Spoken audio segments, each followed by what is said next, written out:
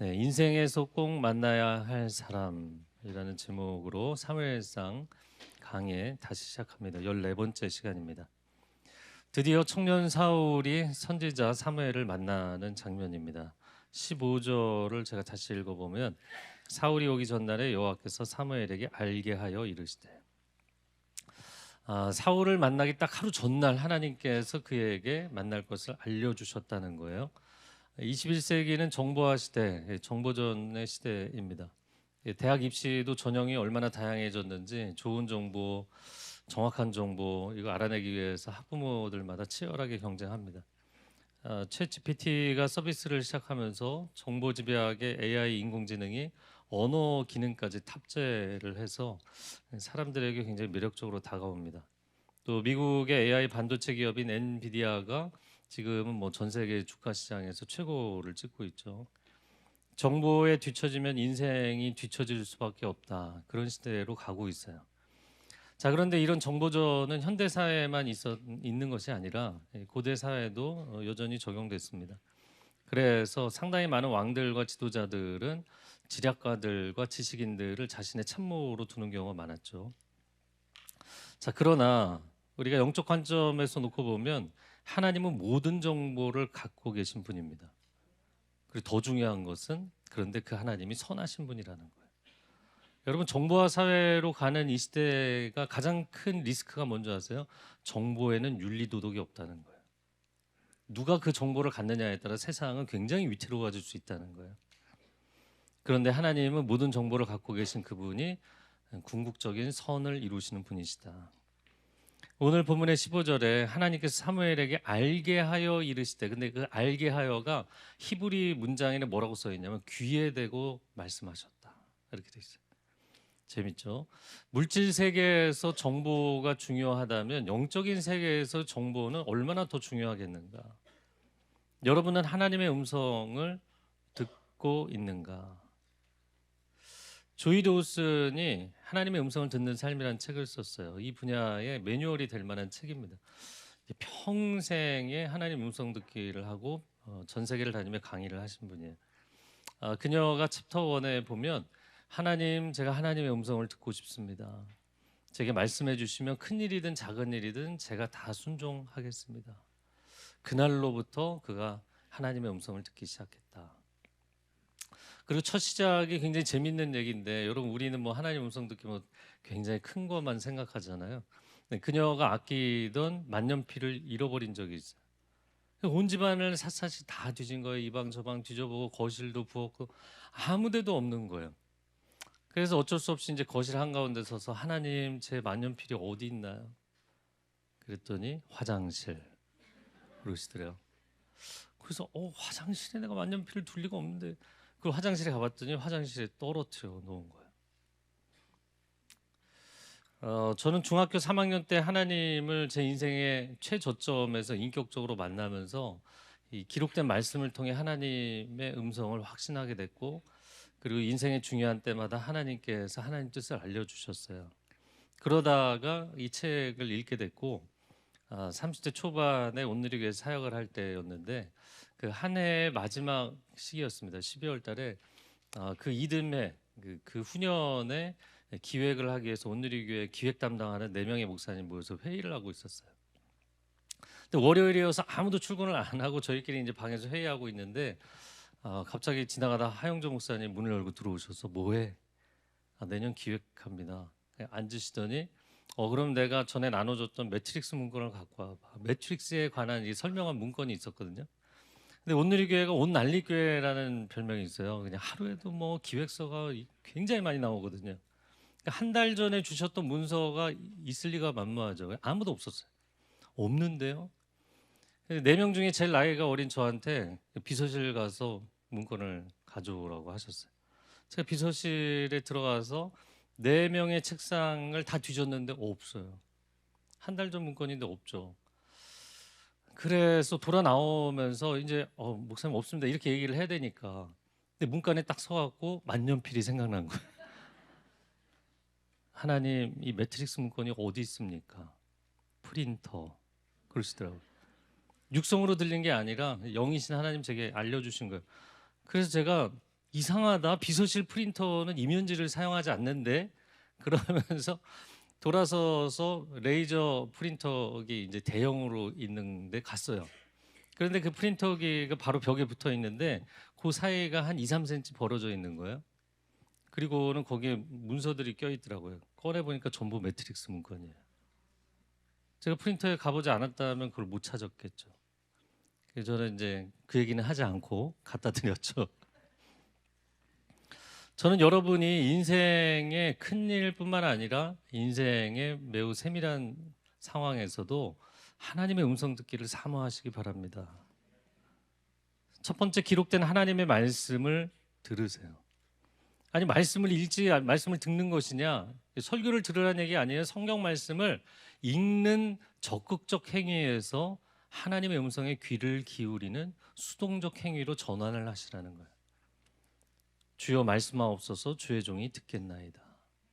그래서 성경을 나는 눈으로는 읽고 있는데 하나님의 음성이 이 안에서 내게 말씀하시는 것을 듣는 체험. 이것은 마치 내가 수영을 할 때 내가 내 몸을 띄우는 게 아니잖아요. 물이 나를 띄워주는 거잖아요. 그러니까 하나님 말씀이 내게 들리는 체험이 필요합니다. 두 번째는 기도 중에 하나님의 음성을 들으시기를 바랍니다. 우리가 기도할 때 내 기도 제목만 막 그냥 다 쏟아놓고 듣는 시간 없이 나오는 경우가 너무 많아요. 저도 예전에 그렇게 기도했거든요. 그런데 하나님은 말씀하시는 분이구나. 그걸 알게 되면서 기도하고 그 자리에서 기다려봤더니 대부분의 기도를 그 자리에서 응답하시더라고요. 가령 이런 겁니다. 하나님, 제가 그 친구 저를 너무 괴롭히고 막 어렵게 해갖고 너무너무 밉습니다. 어렵습니다. 제가 어떻게 해야 됩니까? 그 전에는 이렇게 막 하소연만 하고 나왔는데 가만히 있어봤어요. 어떻게 할까요? 원수를 사랑해라. 성경에 다 써 있잖아요. 말씀 따로 하나님 음성 따로가 아니라 그 말씀이 나에게 들리는 거예요. 네, 하나님 순종하겠습니다. 몇 달씩 끌 필요도 없어요. 그냥 그 자리에서 해결되는 거예요. 내 마음에서 그 사람 놓아주는 거예요. 그리고 자유해지는 거, 평안해지는 거예요. 여러분, 세 번째, 일상 중에도 주님의 음성을 들으시기를 축복합니다. 하나님 거시적인 사건뿐만 아니라 여러분의 삶의 작은 부분에도 선하신 뜻이 있는 줄로 믿습니다. 사무엘은 그것을 듣는 사람이었다. 자, 16절 말씀 같이 읽어볼까요? 시작. 한 사람을 내게로 보내리니 너는 그에게 기름을 부어 내 백성 이스라엘의 지도자로 삼으라. 그가 내 백성을 블레셋 사람들의 손에서 구원하리라. 내 백성의 부르짖음이 내게 상달되었으므로 내가 그들을 돌보았노라. 사울 왕에게 우리는 그의 인생 전체가 부정적으로 이제 바라보는 관점이 큰데 긍정적인 측면들이 있었어요. 첫 번째, 백성들이 그토록 바라던 이상적인 형태의 왕이었다. 두 번째, 블레셋 사람들의 손에서 이스라엘 백성들을 건져냈다. 제가 사역을 처음 시작할 때 왜 저런 사람들을 쓰실까 교회는 그런 생각을 한 적이 있어요. 굉장히 좁은 식견이었죠. 여러분, 우리가 완벽해서 하나님께 쓰임 받나요? 그런 사람은 아무도 없어요. 그래서 뭔가 불완전해 보이는 사람들이 이상한 사람들이 쓰임 받는다 생각이 될 때는 먼저 자신을 성찰하세요. 그렇게 보고 있는 나는 어떤가? 하나님은 사울도 들어서 쓰십니다. 하나님은 삼손 같은 사람도 들어서 쓰십니다. 하나님은 저와 여러분 같은 사람도 들어서 쓰십니다. 다만 그가 쓰임 받을 때 겸비하여서 평생을 하나님과 함께 갈 것이냐, 아니면 교만하고 안일해져서 변질될 것이냐, 이 차이가 있을 뿐인 거예요. 자, 그런데 오늘 본문의 16절을 다시 보여주시면 하나님께서 그를 왕으로 세우신다고 되어 있어요? 뭐로 세우신다고 되어 있어요? 지도자. 여러분, 하나님께서는 사울을 왕의 자리에 앉히시는 게 아니라 지도자라는 사명과 역할을 주기 원하셨어요. 지도자, 리더라는 것은 리딩을 해가는 사람이잖아요. 그러니까 우리를, 공동체를, 시대를 하나님의 비전의 자리로 이끌어가는 역할을 하는 사람이에요. 백성들은 왕이라는 자리를 원했지만 그러나 하나님은 지도자라는 역할과 사명을 감당할 사람이 필요하셨던 거예요. 이것은 비슷해 보이지만 굉장히 큰 차이입니다. 세상 사람들은 모두가 자리에 연연하는 경향이 커요. 그러나 하나님의 사람들은 사명을 품어야 될 줄로 믿습니다. 여러분 어떤가요? 이 부모라는 자리에 앉아 있습니까? 아니면 내 자녀를 영적으로, 인격적으로, 사회적으로 리딩해주는, 그 인생을 이끌어가주는 역할을 하고 계십니까? 여러분은 회사에서 자리만 차지하고 있는 상사입니까? 아니면 여러분과 함께 한 팀이 된 사람들은 적어도 여러분의 리딩을 통해서 성장하고 그 조직이 비전을 이루어가는 그런 리더 역할을 하십니까? 제가 목사라는 자리에만 가만히 앉아 있는 사람이 아니라 교회와 성도들을 하나님이 꿈꾸시는 하나님 나라의 승리의 자리로 이끌어가는 비저너리가 되기를 원합니다. 여러분 가정에서 이런 차이로 생각해 보세요. 야, 그래도 내가 가장인데, 내가 남편인데 함부로 나에게 이렇게 해? 이거는 자리의 관점이죠. 그런데 내가 남편으로서, 아빠로서 나는 정말 역할을 감당하고 있나? 난 제대로 역할을 하고 있나? 이런 관점이라면 그건 사명의 관점이죠. 내가 엄마인데, 그래도 내가 아내인데, 내가 자식을 위해 남편을 위해 이렇게 평생 헌신을 했는데 날 이렇게 대우해? 그건 자리의 관점이죠. 그렇지만 내가 엄마로서, 아내로서 정말 나는 하나님이 나를 부르신 자리에서 사명을 감당하고 있는가, 이렇게 바라보는 게 건강한 거예요. 그래야만 서로가 자리 다툼을 하지 않고 진정한 팀워크를 만들어갈 수 있습니다. 자, 이어지는 17절과 18절, 영화 같은 장면인데 한번 같이 읽어보겠습니다. 사무엘이 사울을 볼 때 여호와께서 그에게 이르시되, 보라, 이는 내가 내게 말한 사람이니 이가 내 백성을 다스리리라 하시니라. 사울이 성문한 사무엘에게 나아가 이르되, 선견자의 집이 어디인지 청하건대 내게 가르치소서.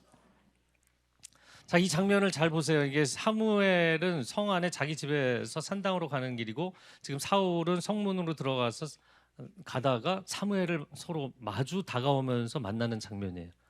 근데 사무엘이 다가오는 사울을 보고 있는데 마치 그 첩보 영화에 보면 이니어에 바로 저 사람이다, 이런 것처럼 하나님이 지금 알려주시고 있는 상황이잖아요. 그런데 똑같은 상황에서 반대편에서 오는 사울은 사무엘이 누군지를 모르니까 선견자의 집이 어디 있는지 좀 알려주시겠어요? 이런 장면. 사무엘은 보였고 사울은 안 보였어요. 사울은 정보를 계속 찾아다녔잖아요. 사울은 그래도 계획성 있게 움직이려고 했잖아요. 그런데 아무것도 안 보였다. 사무엘은 무슨 계획을 세운 것도 아니에요. 사무엘은 무슨 정보를 취득하려고 애를 쓴 것도 아니에요. 그런데 다 알고 있었다. 왜냐하면 사무엘은 평범해 보여도 이 사람은 선견자, seer, 미래를 보는 사람이잖아요. 근데 사울은 기골이 장대하고 비범한 사람이지만 영적 관점에서 놓고 보면 매우 평범한 사람인 거예요. 가장 높이 나는 새가 가장 멀리 보는 법입니다. 그러나 그렇게 가장 높이 날 수 있는 새일지라도 창공을 날지 않으면 안 보이는 거예요. 안 보이게 돼 있어요. 저나 여러분 영적으로 다 동일합니다. 우리에게 영적 시야가 열리지 않으면 우리는 세상에서 세상이 주는 모이만 먹고 있는 땅바닥에 앉아 있는 새와 다를 바가 없는 거예요. 이곳에서 우리가 아무리 열심히 일을 해도, 아무리 열심히 노력을 해도 딱 거기까지밖에 안 보이는 거예요. 그러나 우리가 기도 가운데, 말씀을 묵상하는 가운데 하나님의 은혜의 창공을 비상하면 하나님께서 여러분의 영적 시야를 넓혀 주실 줄로 믿습니다. 그것이 말씀의 능력이고 기도의 능력인 거예요.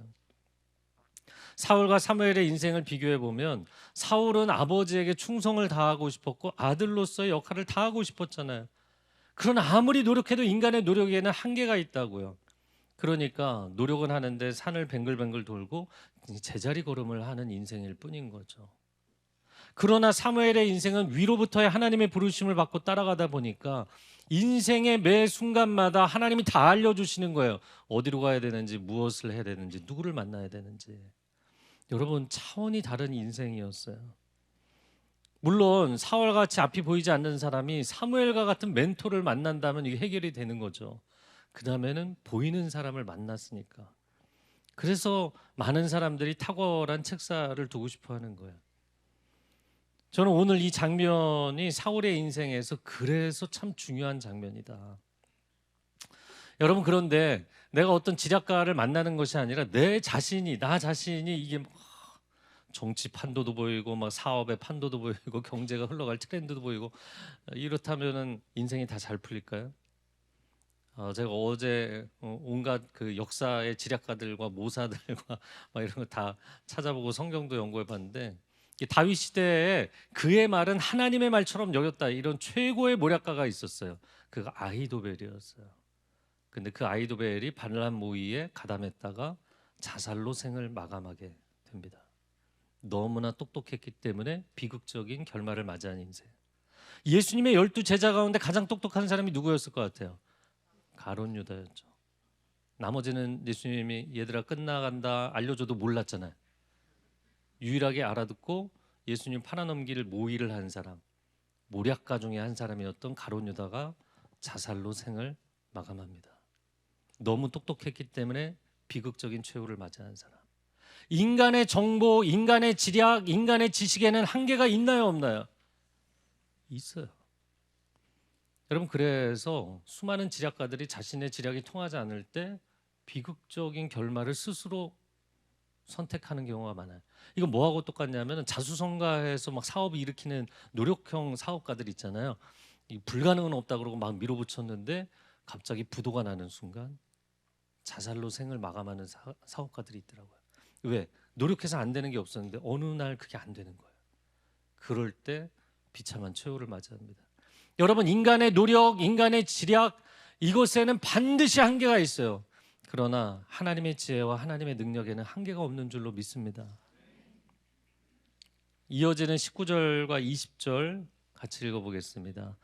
사무엘이 사울에게 내가 선견자이니라. 너는 내 앞서 산당으로 올라가라. 너희가 오늘 나와 함께 먹을 것이요 아침에는 내가 너를 보내되 내 마음에 있는 것을 다 내게 말하리라.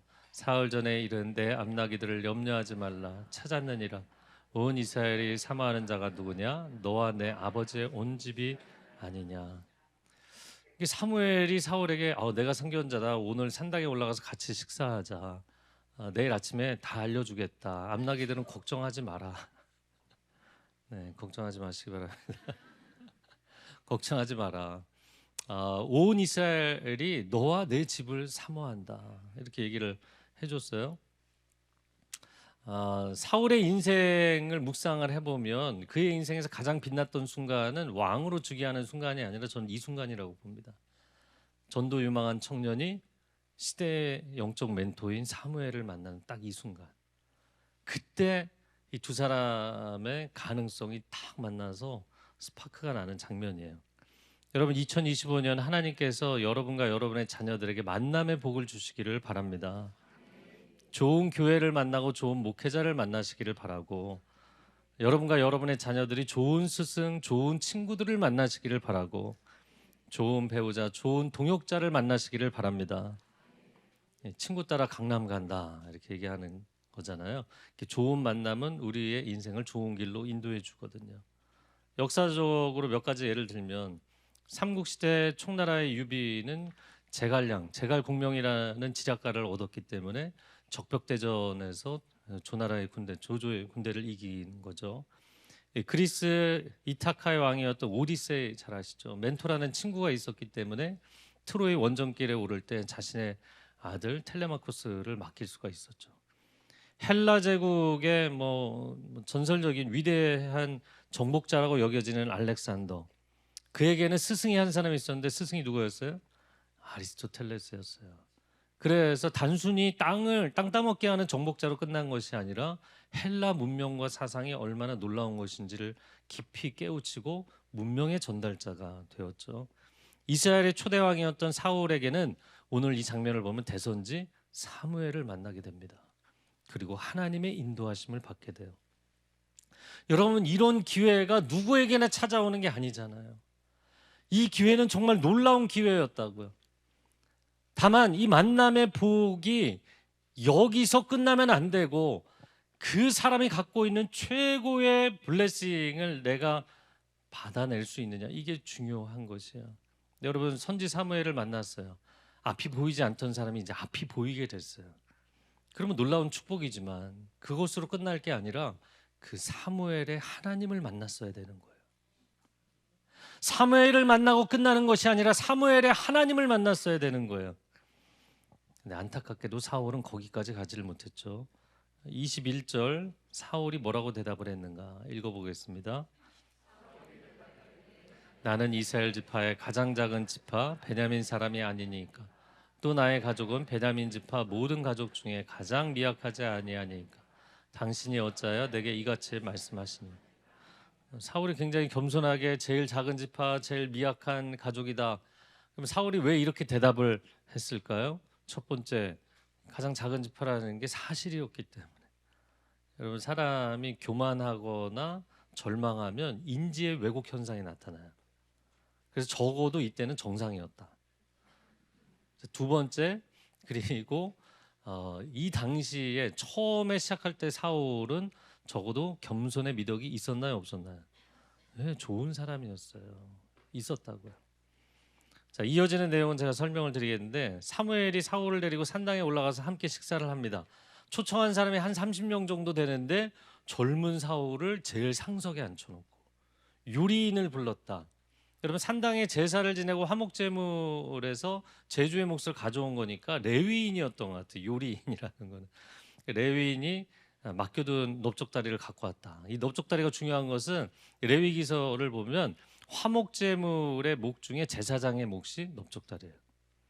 그런데 오른쪽 넓적다리는 아마 제사장의 몫이니까 사무엘에게 주었을 것이고 제주 그 제사를 제물을 드린 사람에게 주는 것이 좌측 넓적다리인데 제일 좋은 부위를 사울에게 줍니다.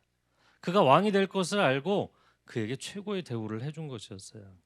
자, 오늘 본문의 마지막 25절에서 7절을 읽어보겠습니다. 그들이 산당에서 내려 성읍에 들어가서는 사무엘이 사울과 함께 지붕에서 담화하고 그들이 일찍이 일어날새 동틀 때쯤이라 사무엘이 지붕에서 사울을 불러 이르되 일어나라 내가 너를 보내리라 하매 사울이 일어나고 그 두 사람 사울과 사무엘이 함께 밖으로 나가서 성읍 끝에 이름에 사무엘이 사울에게 이르되 사환에게 우리를 앞서게 하라 하니라. 너는 이제 잠깐 서 있으라 내가 하나님의 말씀을 내게 들려주리라. 자, 오늘 본문에서 사람 이름 말고 가장 많이 나오는 단어가 뭔지 아세요?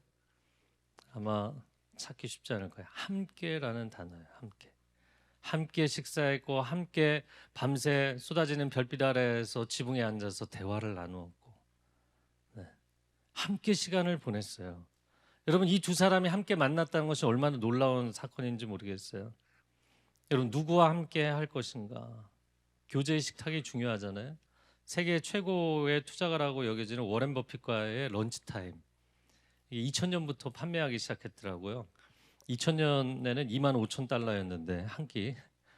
2022년에 경매로 나와서 246억 원에 낙찰이 됐더라고요. 왜 이렇게까지 할까요?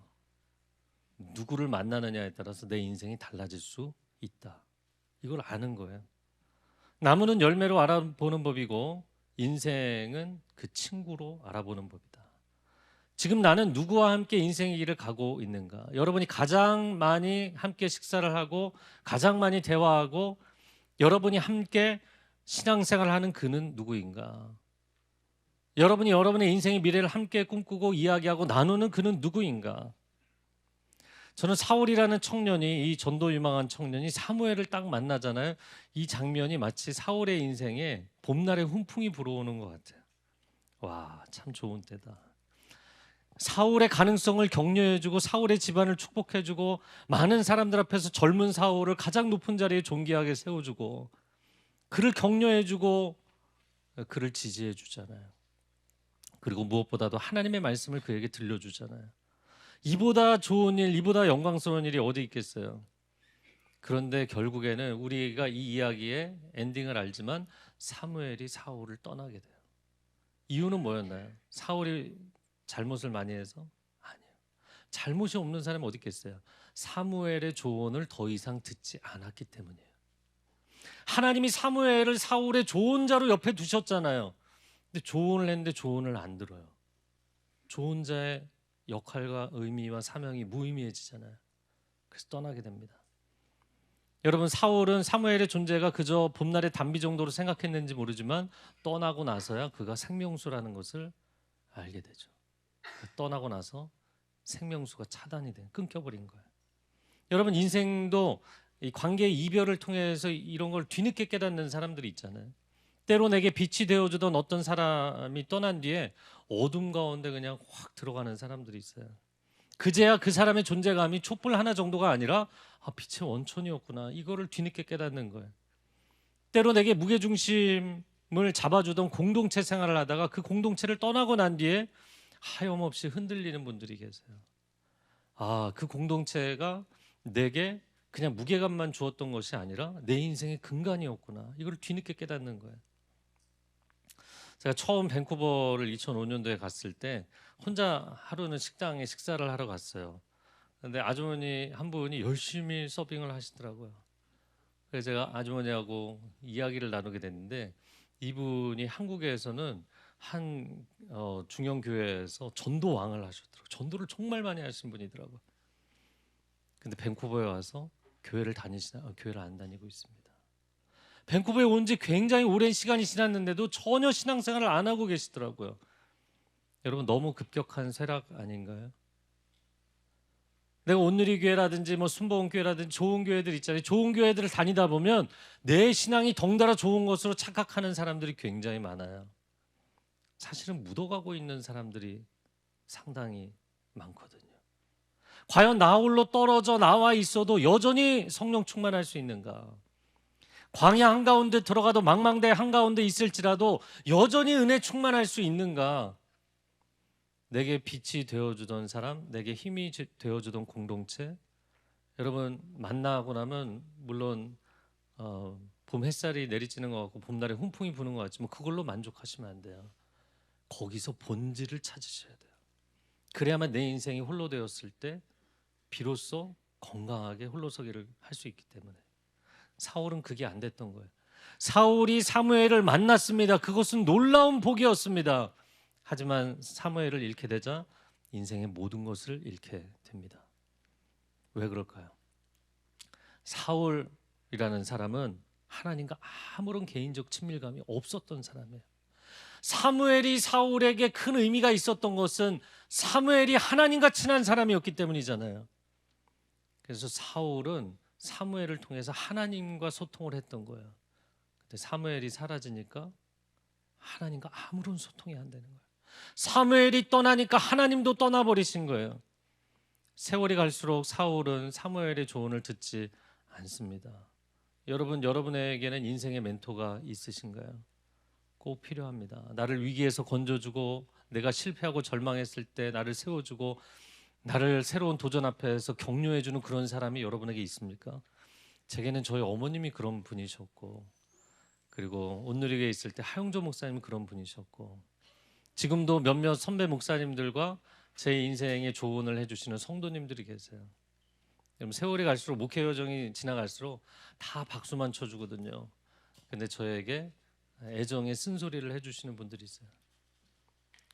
그런 분들의 이야기를 잘 들어야 되거든요. 제가 온누리에서 사역할 때 25년을 있었으니까 사역팀의 담당자가 교체될 때 아니면 지역 공동체 담당자가 교체될 때 담당하고 있는 교회 담당 목사가 교체될 때 이 취임식을 가서 제가 많이 치렀어요. 그런데 제가 지금 얘기하는 거 누군지 알려고 하지 마시고 알아도 아는 척을 하지 마세요. 한 번은 이 취임식에 가서 취임자가, 이임자는 이제 이임을 하고 그다음에 떠나니까 성도들하고 막 인사하고 있고, 이제 취임자하고 제가 대기실에 앉아 있었어요. 이제 좀 있으면 예배가 시작하는 거예요. 근데 이 취임자가 저한테 목사님, 제가 중책을 맡게 됐는데 제가 어떻게 해야 될지 좀 저에게 조언을 해주세요. 목사님 워낙 잘하시잖아요. 잘하실 거예요. 근데 이분이 그래도 목사님, 제가 어떻게 해야 되는지 저에게 좀 조언을 해주세요. 목사님, 이 분야는 목사님 더 전문가시니까 훨씬 잘하실 겁니다. 또 조언을 해달라고 세 번째 요청을 해서 조언을 해드렸어요. 그런데 놀랍게 대답을 안 하시는 거예요. 그 조언을 따를 생각이 없었던 거예요. 조언을 구했는데 제가 정말 중요한 한마디를 드렸거든요. 조언을 따를 생각이 없었어요. 제가 아차 싶더라고요. 세 번 요구하면 얘기해야 되지 않나요?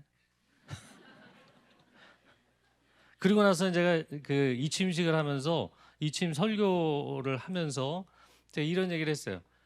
선배님이 워낙에 훌륭하게 하셨고 또 후임자가 아무리 열심히 한들 거기에 따라갈 수 있겠습니까?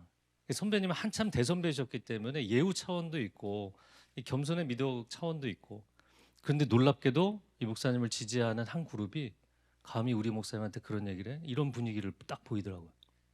깜짝 놀랐어요. 이 목사님도 따르는 분들도 위태롭구나. 이거 위태롭겠다. 몇 달이 안 돼서 스텝다운 하셨어요. 문제들이 생겨서. 여러분, 여러분의 인생에 멘토가 있는가? 그리고 그 멘토의 조언을 신실하게 잘 듣는가? 전혀 모르는 길, 새로운 길, 먼 길을 운전해서 가면서 내비게이션이 없다면 어떻게 찾아가겠어요? 여러분, 인생을 살아간다는 게 그런 거잖아요. 한치 앞을 알 수가 없다고요. 그러니까 세상 사람들이 그렇게 역술인들을 찾아가는 거잖아요. 그러나 우리는 영적 지도자들과 성경과 기도의 자리와 예배의 자리가 있는 줄로 믿습니다. 저는 여러분이 사무엘과 같은 좋은 영적 지도자들을 만나시기를 축복합니다. 그러나 사무엘을 만났을 때 와, 내 인생에 이제는 햇빛이 비치는구나 이러고 끝나면 안 되고, 그 사무엘의 하나님이 나의 하나님이 되어주십시오. 그 하나님을 만나야 돼요. 제가 평생에 저희 어머님을 제일 존경했던 것은 어머님만큼 하나님과 친한 분이 없었기 때문이에요. 근데 그 어머님께서 일찍 떠나실 걸 알았기 때문에 제 마음 가운데 항상 기도 제목은 내 어머니의 하나님, 나의 하나님이 되어주십시오. 어머니를 통해서 말씀해 주시는 것도 좋지만 저를 직접 만나 주십시오. 여러분의 인생에서 여러분, 한국교회가 부흥의 시기를 이제는 다 지나가고 있잖아요. 좋은 예배, 좋은 교회. 여러분, 언제까지 그냥 우리가 누리고만 있겠는가? 하나님을 나의 하나님으로 만나시기를 축복합니다. 이거 좀 엉뚱한 예시일지 모르지만 최근에 뉴럴링크라는 거 여러분 들어보신 분들이 있을 거예요. 일론 머스크가 사람의 뇌에 전자칩을 이식해서 이거 3번째 사람을 성공시켰어요. 이제 뭐 사이보그 인간 이런 게 나오는 거예요. 물론 이제 몸이 불편하신 분들을 위해서 시작된 거지만 이게 이제 보편화되면 인류 문명이 완전히 뒤집어질 겁니다. 그래서 사람의 뇌에 전자칩을 이식을 해서 기계를 조작하지 않아도 생각만으로 컴퓨터를 다 조작하고, 인간이 뇌가 갖고 있는 포텐셜이 엄청나니까 인간의 뇌의 전 기능을 잘 활용하면 화력발전소 2개를 오퍼레이팅 할 수 있대요. 근데 이걸로 끝나지 않고 이제는 AI가 집약된 정보들을 갖고 있기 때문에 AI하고 상대를 하려면 그 AI가 갖고 있는 집약된 정보를 내 뇌에 다시 보조장치로 입력을 시켜야 되는 거예요. 그러지 않고는 AI의 정보 지배력을 감당할 수 없는 세상이 오고 있어요. 1637년에 데카르트라는 철학자가, 그는 하나님을 신실하게 믿는 사람이었습니다. 방법소설에서 생각한다, 고론하는 존재한다, 이런 방법론적 회의를 이야기했어요. 방법론적 회의라는 것은 회의를 위한 회의, 그러니까 이제 염세주의에 빠져 있는 궁극적 회의가 아니라 절대 진리가 있다고 믿고 그것에 찾아가는 방법으로서 질문을 던지는 거예요. 생각한다, 고론하는 존재한다, 이게 무슨 얘기인가? 존재론을 이야기하면서 어떤 존재도 다 상대적이고 유한하니까 명확한 게 없잖아요. 그러나 적어도 그런 존재들을 의심하고 있는 나라는 존재는 여기 실제하고 있는 거다, 뭐 그런 얘기예요. 다 이해하실 필요는 없어요. 그런데 생각함으로써 내가 존재한다라고 하는 이 명제의 기준으로 놓고 봤을 때 오늘날 내가 생각하지 않아도 정보 제공에 의존해서 살아가는 인간이 되어가고 있잖아요. 이제 알고리즘에 의해서. 그러니까 우리들은 생각 없이 이 AI의 정보 제공에 의존해서 살다 보면 인간성의 기본 요소를 상실해 가고 있다. 제가 최근에 결단하고 몇 달 동안 하고 있는 게 유튜브의 알고리즘을 초기화 설정했어요. 이게 뭐냐면 더 이상 저한테 너는 주로 이런 컨텐츠를 보잖아 이렇게 제안해 주는 걸 멈춰버렸어요. 유튜브를 딱 클릭하면 아무것도 안 떠요. 제가 원하는 걸 쳐야지 뜨게 만들어놨어요. 기계가 저보다 똑똑한 게 저는 싫어요. 도움을 많이 받죠. 그렇지만 기계에 내가 종속되어 가는 것이 싫어요. 제가 이 얘기를 왜 할까요? 여러분, 우리 세대의 사람들, 21세기 지금 초반에 살고 있는 우리 세대의 사람들을 AI 인공지능에 의해서 지배되는 세상 본격적인 세상 그 이전 세대의 사람들이라고 아마 역사가 기록할 것 같아요. 이제 다 뇌 전자칩을 이식을 해야지 생존할 수 있는 시대가 올 거예요. 여러분, 우리는 이 시대에 어떤 인간으로서 인생 고백을 할 것인가? 예배한다, 고로나는 존재한다. 기도한다, 고로나는 존재한다. 말씀을 읽고 말씀을 묵상하고 말씀에 순종하고 몸부림치며 그 말씀대로 살고자 한다. 고로나는 존재한다. 여러분, 근데 오늘날 기계 문명 시대의 사람들은 기계에 접속한다, 고로나는 존재한다. 기계에 접속하지 않고는 못 사는 사람들이 너무나 많아져 있어요. MZ 세대들은 와이파이가 안 터지면 막 손 벌벌 떱니다. 여기 왜 와이파이가 안 터져? 왜 스마트 기기가 배터리가 나갔어? 기계에 연결되면 살 것 같아. 기계에 접속을 해야 살아갈 수 있는 인생이라면, 고로나는 존재하는 것이라면 기계에 종속돼 있는 거잖아요. 무속인을 만나고 나서야 이제 살 것 같다. 앞날이 안 보였는데 이제 앞이 좀 보이네. 그 무속인에게 종속돼서 살아가는 거잖아요. 내가 학업을 하든 사업을 하든 내가 고급 정보, 좋은 정보를 취득해야만 이젠 내 인생에 좀 창창하게 길이 열리겠구나. 그러면 정보에 종속돼서 사는 거잖아요. 여러분, 모든 존재의 위계에서 최상위에 계시는 궁극적 존재이신 하나님께 연결되어 있을 때 비로소 내가 살아있구나. 이거를 느끼는 사람이 진짜 살아있는 사람이에요. 여러분, 이 시대가 어떤 시대로 갈 것인가? 누구를 의지하고 인생을 살 것인가? 여러분, 하나님 안에서 깨어서 살아가는 존귀한 하나님의 자녀들이 되시기를 축복합니다. 이 시간 함께 기도하겠습니다.